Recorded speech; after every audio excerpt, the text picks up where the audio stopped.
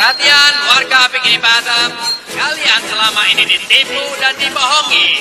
Tidak boleh ada lagi pekerja yang baik jadi menderita karena kerakusan Tuan Crab. Dengan dukungan kalian, kami akan mengirimkan palu keinginan orang-orang lalu menghancurkan jendela rumah Tuan Crab yang melakukan perbudakan.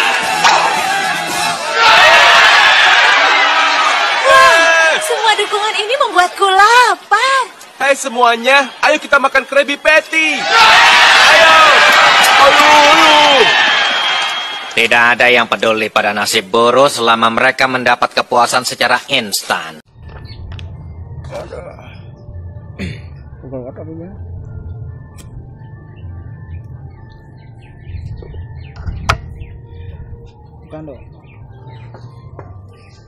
Ini. Assalamualaikum warahmatullahi wabarakatuh. Selamat sore.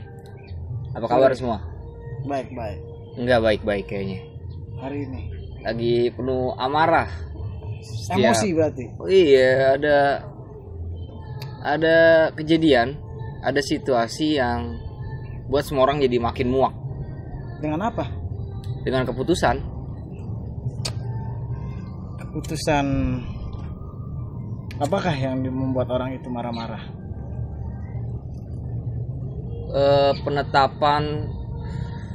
Pengesahan ya, penetapan sih ini. Rancangan undang-undang. Pengesahan dong. Pengesahan rancangan Karena sudah undang-undang. disahkan. Rancangan undang-undang Cipta Lapangan Kerja, Omnibus Law. Yes. Kacau. Hari ini ngamuk di mana-mana. Tagar, mosi tidak percaya. Mosi tidak percaya. Kacau lah ya. Kacau. Aduh, pemerintah sudah tidak mendengar suara rakyat. Ya, nggak suara rakyat aja sih. Bahkan ketua dari apa namanya?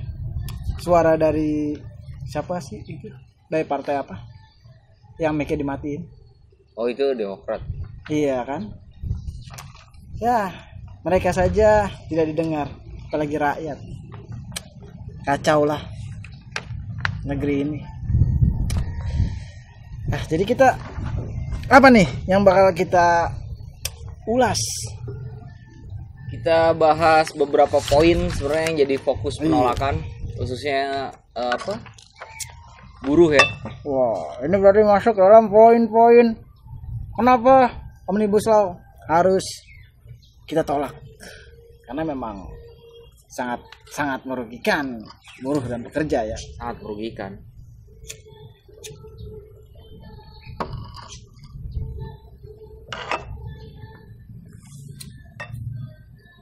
Banyak itu ada 900 sekian halaman ya. Kalau mau kata pengantar sama itu basa-basinya 1000 halaman lebih. Banyak juga ya. Sama segenting itu kah negeri ini sebenarnya untuk mengesahkan peraturan itu? Kalau dari pakar hukum Faisal Basri mengatakan yang perlu dikoreksi adalah regulasi sama penggunaan duit negara. Penggunaan duit negara, uang negara, cuma tidak perlu, tidak darurat, dalam artian tidak darurat, tidak sedang darurat sebenarnya. Iya, tidak, dalam artian tidak darurat menghasilkan produk hukum seperti itu. Undang-undang maksudnya.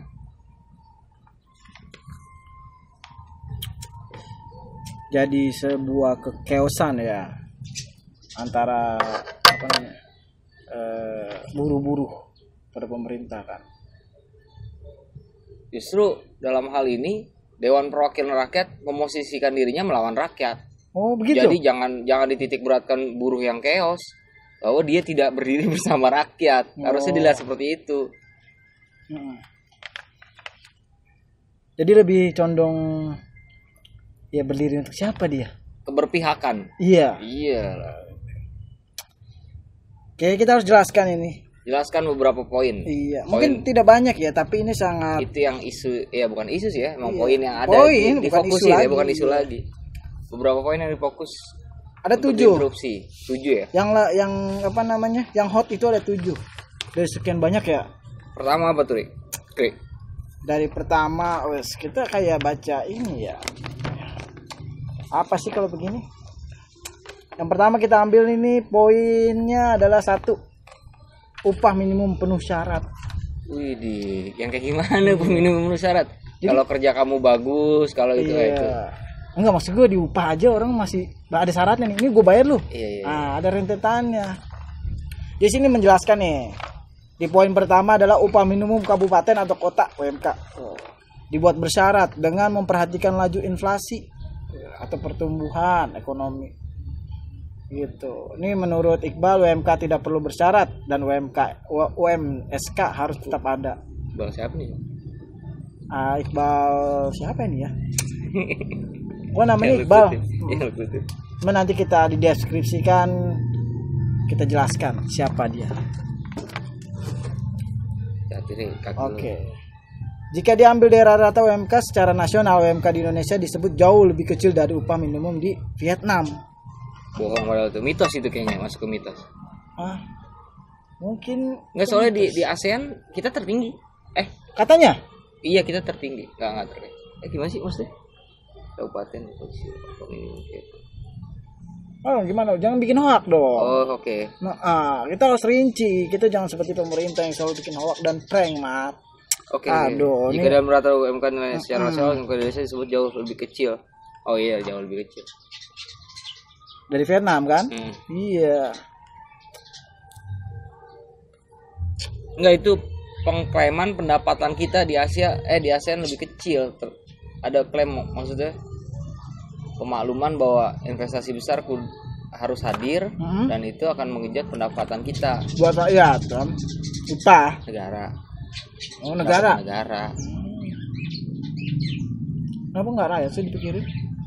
Jadi RU Omnibus Law yang katanya ketika beberapa poin itu mendatangkan investasi besar. Iya. Saya ini pembuka keran investasi besar-besaran. Nah, lu akan logika fallacy, sesat pikir kan, ketika lu mengatakan bahwa kerjanya seperti pesugihan. Kenapa seperti pesugihan? Ketika investasi besar datang, lu rame-rame, maksudnya lu akan mengharapkan rame-rame akan lapangan kerja terbuka seluas-luasnya. Kalau lu lihat dari data 2018, Ri. Iya itu. Itu investasi besar masuk ke Indonesia. Oh iya emang. Berapa? Iya emang data dan itu. Cuma menghasilkan 0,8 juta lowongan kerja. Padahal tahun sebelumnya 2016 atau 2017 itu tembus 1 juta. Jadi nggak ngaruh mau investasi besar masuk ke Indonesia, cipta lapangan kerja itu persoalan lain lagi. Oh, beda soal berarti. Beda soal. Nggak otomatis kayak kerja pesugihan lu rela jadi babi. Nah, lu akan dapat duit tuh, gosek-gosek tuh, nyolong-nyolongin. Nggak kayak gitu kerjanya. Pisang goreng. Pisang rebus ini. Oh, pisang rebus ya. Lu hoax. Ada beberapa buzzer yang mengatakan hoax poin-poinnya. Oh, itu. Iya kan, melawan. Ini berarti yang kita pegang nih hoax nih. Iya. Aduh, gawat. Hoax dalam pengertian buzzer. Iya, buzzer. Dia bela-belain buat apa sih sebenarnya? Iya, buat cuan lah. Oh, cuan. Oh, ada cuannya juga. Iya kan semua. Jadi sekarang digiring opininya adalah semua hal yang menginterupsi RUU ini, isu yang sedang panas ini, bukan isu sih ya, situasi yang sedang panas ini. Iya. Adalah kerja oposisi yang sakit hati. Kalau nggak peduli oposisi saat ini, semua terdampak. Iya, semua terdampak kan gitu. Nggak dikecilin menjadi oposisi. Lanjut kita poin 2 nih. Poin kedua nih lumayan ya ngeri-ngeri sedap lah ya. Pesangon berkurang. Dalam hal itu ada pasal bahwa akan ada pengurangan pesangon. Kita bacakan, buruh juga menolak pengurangan nilai pesangon dari 32 kali upah menjadi 25 kali. Tuh. Jadi kan 32 kali ya kan? Bulan. Oh. Menjadi 25 kali upah dalam RUU Cipta Kerja di dalamnya. 19 bulan dibayar pengusaha dan 6 bulan dibayar BPJS Ketenagakerjaan. Ia mempertanyakan dari mana BPJS mendapat sumber dana untuk membayar pesangon. Karena tanpa membayar iuran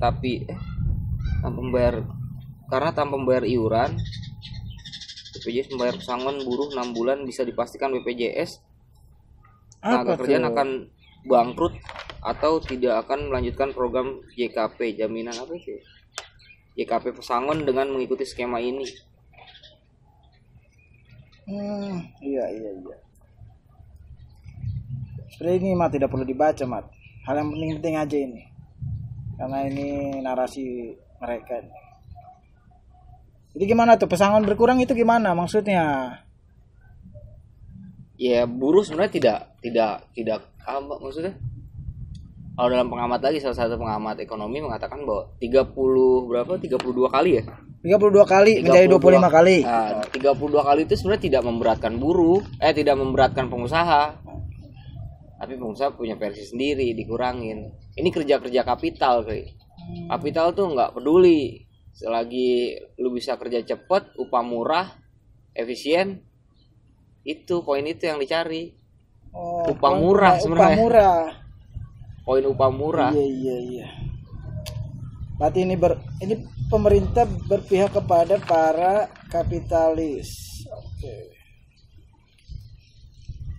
Nih, ada lagi nih di poin ketiga, kontrak kerja tanpa batas waktu. Oh, berarti kita kerja mulu, Mat. Gimana tuh? Bukan. Coba jelaskan dong gimana. Kontrak kerja tanpa batas waktu maksudnya pertama nih kan dalam biasanya 2 tahun kerja, setelah tahun ketiga tuh karyawan tuh. Nah, dikontrak lagi, terus dikontrak lagi tanpa ada penetapan karyawan. Jadi dalam artian lu seumur hidup bisa masuk ke skema lu dikontrak aja tanpa diangkat jadi karyawan tetap. Masuklah namanya pekerja kontrak tetap. Iya, pekerja waktu tertentu kan? Iya, benar. Ya hapus batasnya. Kalau begitu berarti ya nggak ada pesangon lah udah masuk fase. Padahal itu kan sebelum peraturannya outsourcing itu di 5 sektor aja peraturan sebelumnya. Jadi nggak semua sektor sekarang semua sektor bisa di outsourcing kan. Tapi kan kita balik lagi ke outsourcing itu kan siapa pencipta pembuat outsourcing itu sendiri. Iya kan. Pengusaha. Yang mengesahkannya. Iya. Ya dia juga.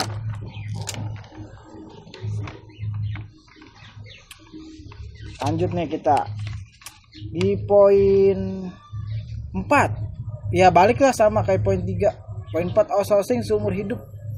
Sama dengan kontrak kerja tanpa batas waktu juga ya. Hampir 11-12 lah ya. Cuma mereka tidak mendapatkan bekerja di perusahaan yang itu.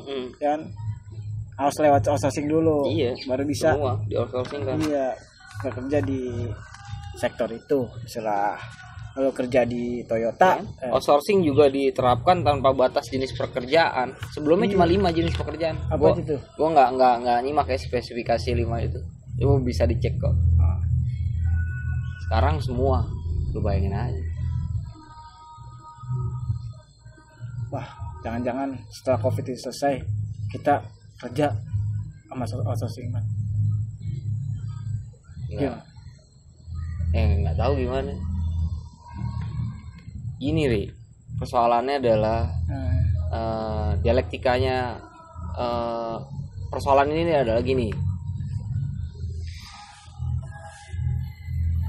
RUU ini diyakini oleh pemerintah dan tim yang menyusun itu ya, para pengusaha itu, tim yang menggodok ini dalam 100 hari kerja itu adalah rumus untuk menghindari resesi ekonomi. Karena selama masa pandemi ekonomi seluruh ya, nggak kecuali di Indonesia doang, ekonomi anjlok.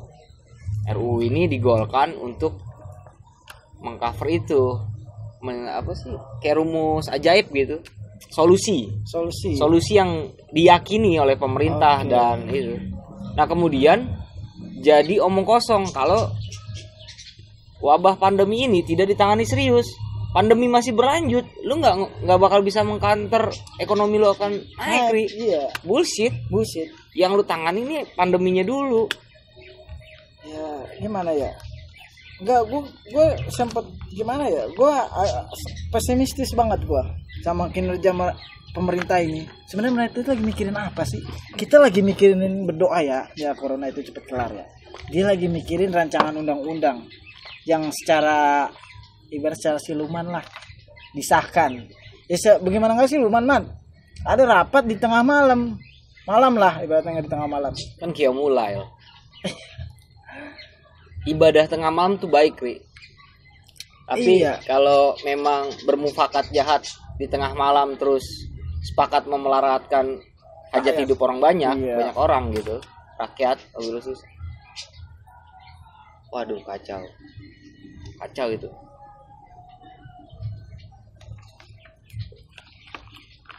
Coba lanjut di poin kelima. Oh ya, poin kelima nih gua agak abu-abu ya.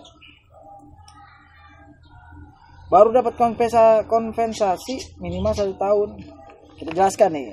RUU Cipta Kerja mengatur kompensasi bagi pekerja yang akan diberikan bila masa kerja sudah mencapai minimal 1 tahun. Sementara itu kontrak kerja sudah memiliki batas waktu. Buruh dikontrak di bawah 1 tahun tak akan mendapatkan kompensasi. Oke. Menurut lo ini juga poin yang sangat licik. Iya. Sebenarnya ya kita intinya bagaimana kita mempekerjakan orang dengan gaji yang sangat murah, Mat. Tanpa harus mengembel-embel sesuatu. Iya, enggak kan lo dikontrak setahun. Nah, kalau diberhentiin setahun pas, lo dapat JKP kan, jaminan kehilangan pekerjaan itu diatur. Kemudian kalau diberhentiin baru 8 bulan 6 bulan, kagak. Enggak dapat apa-apaan. Enggak dapat kompensasi itu. Iya, enggak dapat kompensasi. Iya. Oh, pengusaha bisa mengontrak buruh di bawah 1 tahun untuk menghindari membayar kompensasi. Intinya seperti itu.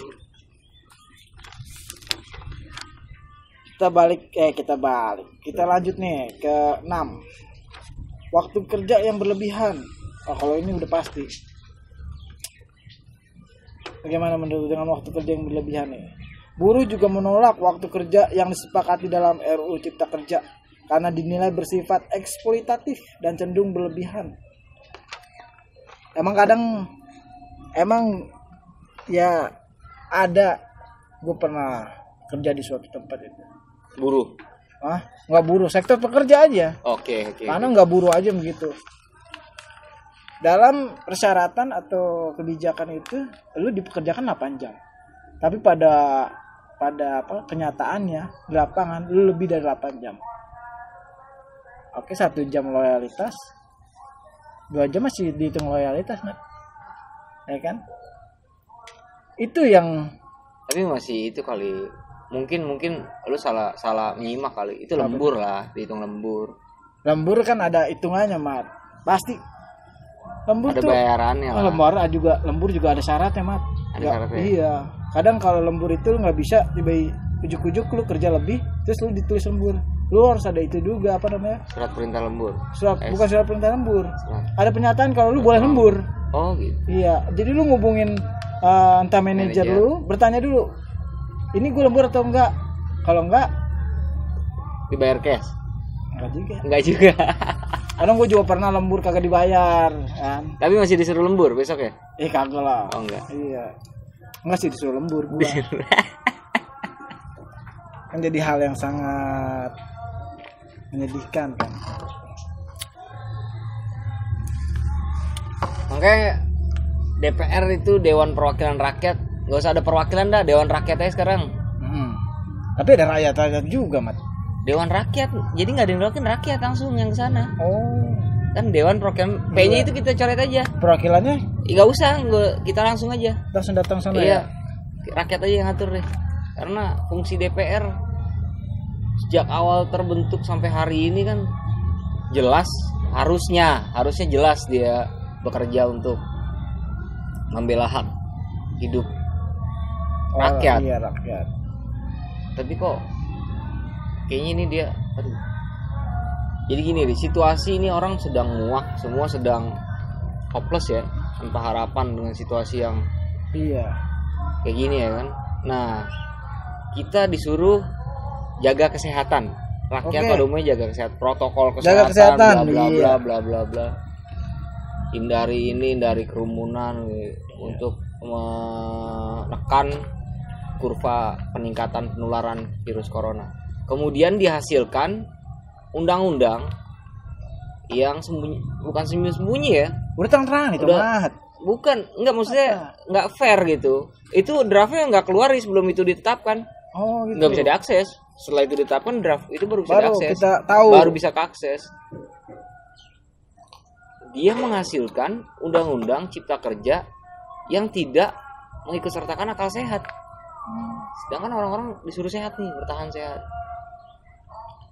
Pandemi setelah itu demo kan terus kan berjalan buruh demo sampai hari ini. Iya, sampai ini maksudnya terus berjalan buruh dan kemudian dihalangi dengan kalimat jangan melakukan demo karena sedang pandemi corona.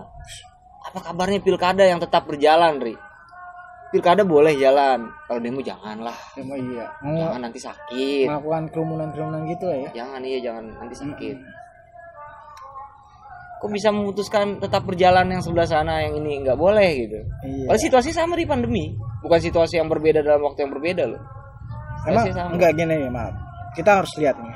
Bukan kita lihat, harus kita lihat, dengarkan, telah bahwa saat ini pemerintah itu tidak mendengarkan rakyat.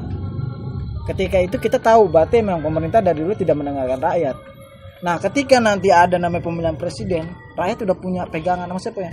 Punya pijakan bahwa kami tidak percaya pemerintah. Untuk apa diadakan pemilu? Gitu. Iya.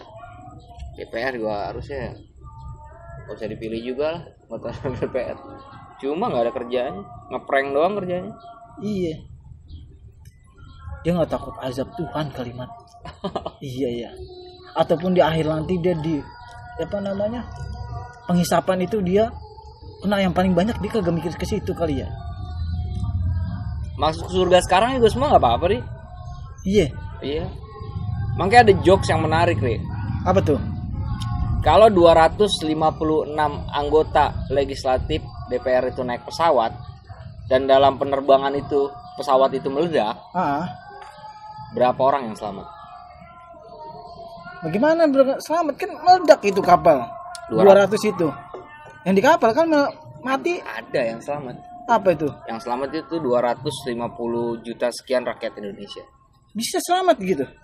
Ya bisa selamat karena kan itu biar aja di pada meledak, orang kagak ada fungsinya kok, nggak mewakili rakyat. Kita nyelamatin diri masing-masing begini. Iya. Situasi udah memuakan.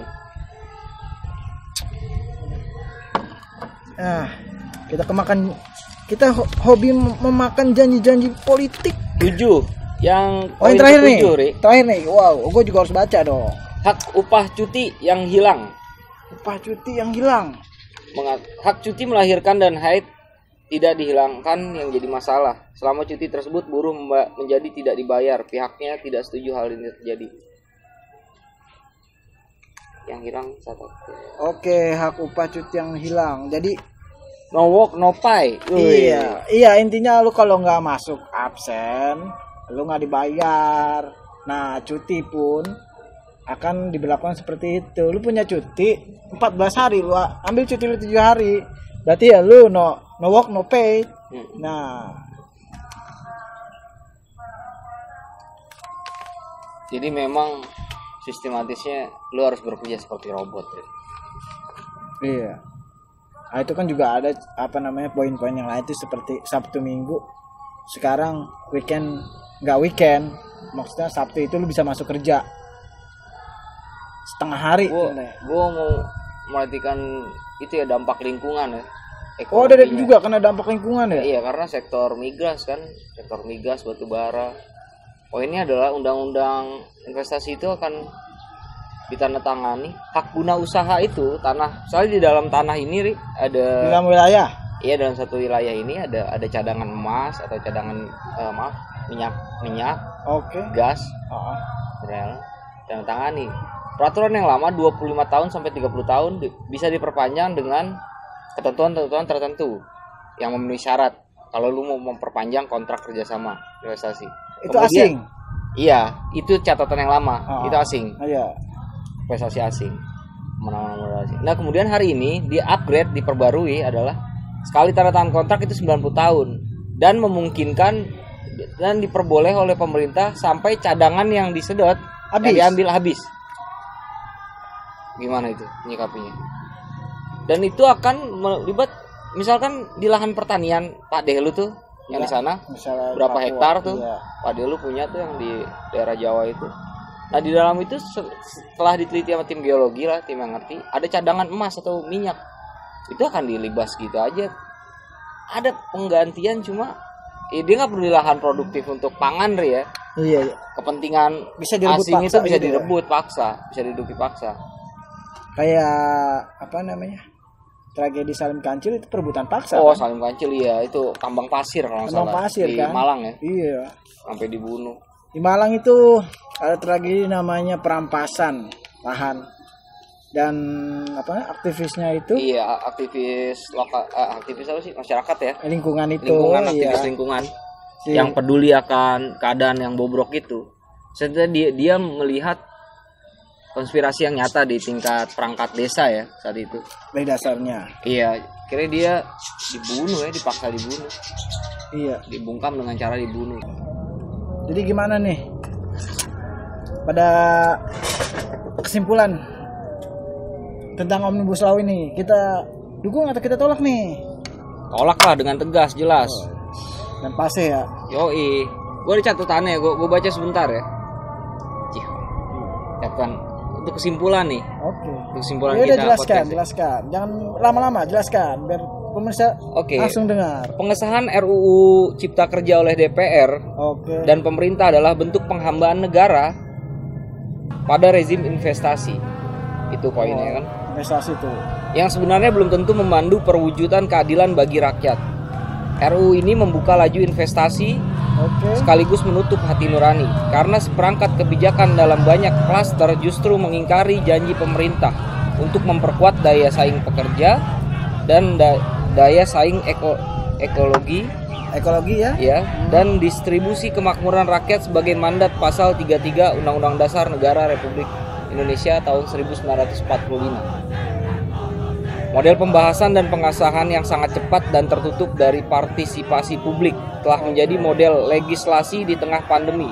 Pemerintah memanfaatkan situasi pandemi ini untuk memuluskan kehendak politiknya yang justru bukan untuk tujuan kemakmuran rakyat, tapi ya kemakmuran investor. Mereka juga bukan hanya aspek formilnya yang bermasalah, aspek material dari rancangan undang-undang ini juga mengunggungi. Aspek material dari rancangan undang-undang ini juga memunggungi jaminan-jaminan hak konstitusional warga negara dan kewajiban konstitusional negara. Udah. Panjang juga ya. Jadi bisa disebut dengan pengkhianatan. Jelas pengkhianatan. Ini akan menjadi catatan sejarah bahwa rezim ini telah mengkhianati rakyat. Iya, mandat yang lu pilih kan. Rezim ini rezim orang baik, Ri. Yang dipilih orang baik. Itu dia. Yang dikatakan boleh rezim yang diturunkan oleh Tuhan. Rezim ini makanya selagi lu yakini suara rakyat suara Tuhan, yoi. Bergeraklah, ayo kita bergerak sama-sama. Yalah, para kaum rebahan. Yuk bergerak dah. Kaum nganggur, kaum selonjoran, bergerak. Ayolah. Kita harus melawan nih kebijakan yang kayak gini. Oke. Jadi kesimpulannya itu tuh. Oke, kesimpulannya adalah tagar mosi tidak percaya. Kita Omnibus Law. Tolak. Batalkan. Iya. Harus dibatalkan Omnibus Law. Jangan diterima. Janganlah lu terima gitu aja, lu pengen dihisap lu. Iya. Kurus kering lu pada. Terima. Ya.